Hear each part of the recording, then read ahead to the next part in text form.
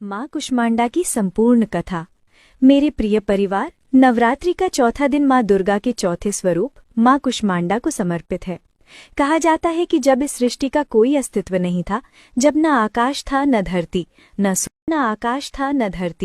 सूर्य था न चंद्रमा, न दिन था न रात, चारों ओर केवल घोर अंधकार ही अंधकार था, तभी उस अंधकार को चीरते हुए एक दिव्य तेज प्रकट हुआ। वो थी आदिशक्ति। माँ ने जैसे ही अपनी मंद मुस्कान बिखेरी, उसी क्षण उनके तेज से ऊर्जा का प्रवाह हुआ और उस ऊर्जा से एक विशाल अंड का निर्माण हुआ, जिसे आज हम ब्रह्मांड कहते हैं। इसी कारण उन्हें कहा गया कुष्मांडा। कु यानी छोटा, उष्मा यानी ऊर्जा और अंड यानी ब्रह्मांड, यानी वो देवी जिन्होंने अपनी छोटी सी मुस्कान से पूरी ब्रह्मांड की रचना कर दी। माँ कुष्मांडा का स्वरूप अत्यंत तेजस्वी और मनोहर है। वे सिंह पर सवार होती हैं और उनकी 8 भुजाएं हैं। इन भुजाओं में कमल, धनुष बाण, कमंडल, अमृत कलश, चक्र, गदा और जपमाला सुशोभित रहते हैं। माँ के तेज से ही सूर्य को प्रकाश और ऊर्जा मिली। यही कारण है कि उन्हें सूर्यमंडल की अधिष्ठात्री। उनकी कृपा से जीवन का हर अंधकार मिट जाता है और साधक प्रकाश की ओर बढ़ता है।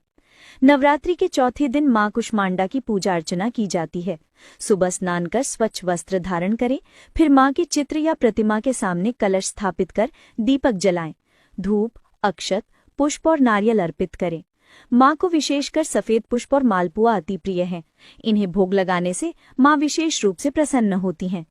पूजा के समय इस मंत्र का जाप करना अत्यंत फलदायी है।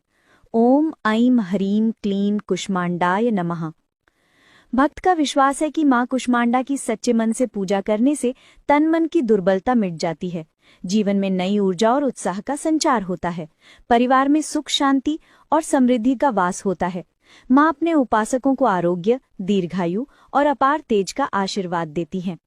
इस प्रकार माँ कुष्मांडा की कृपा से भक्त का जीवन प्रकाशित हो उठता है और उसके हृदय का अंधकार मिटकर केवल प्रकाश